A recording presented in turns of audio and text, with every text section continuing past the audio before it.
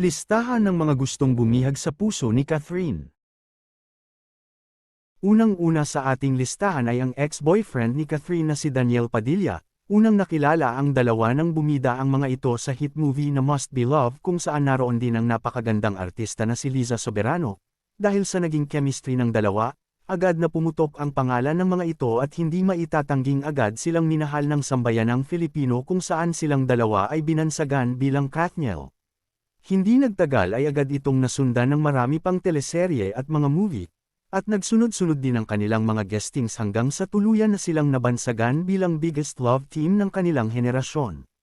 Matapos ang ilang taon lamang na pagiging love team ng dalawa, biglang umugang ang balita na napunta na sa realidad, dahil naging girlfriend na ni Daniel ang kanyang love team na si Catherine Bernardo.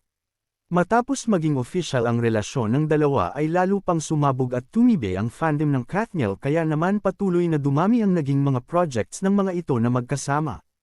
Ngunit matapos ang halos isang dekada ng pagmamahalan ng dalawa, bigla na lamang pumutok ang balibalita na naghiwalay umano ang dalawa dahil sa third party na kinasasangkutan daw umano ng isang young actress.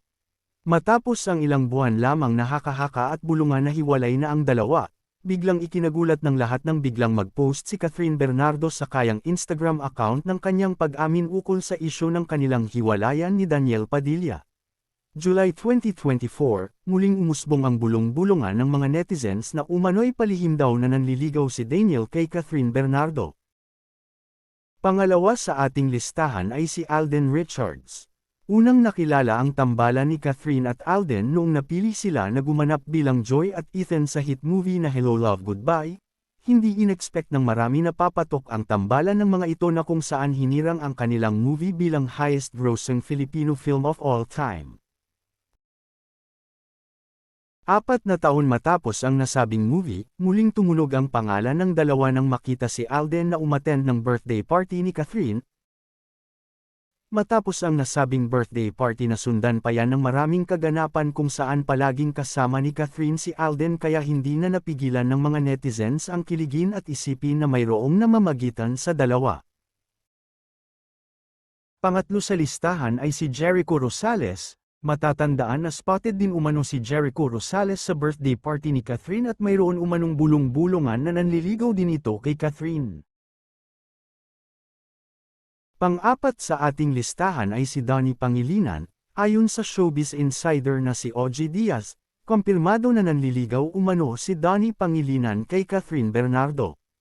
Minsan nang nag-viral ang video ni Donnie noong wedding ni Robbie Go kung saan ino-offran niya ng soft drink si Catherine Bernardo dahil ayaw umano niya itong painumin ng alak. At pagtapos niyan ay doon na nagsimula ang bulong-bulungan na nanliligaw daw umano si Donnie kay Catherine Bernardo. Panglima sa ating listahan ay ang mayor ng Lucena na si Mark Alcala. Si Mark Alcala ay ang ex-boyfriend ng kapuso at actress na si Ashley Ortega at ex-boyfriend din ng volleyball player na si Mika Reyes. Ang naturang panliligaw ni Mark Alcala ay wala pa umanong update at walang makita na ebidensya ngunit marami ang nagsasabi na totoo ang mga balik-balita na nanliligaw ito kay Catherine. Para sa iyo, sino ang dapat sagutin ni Catherine?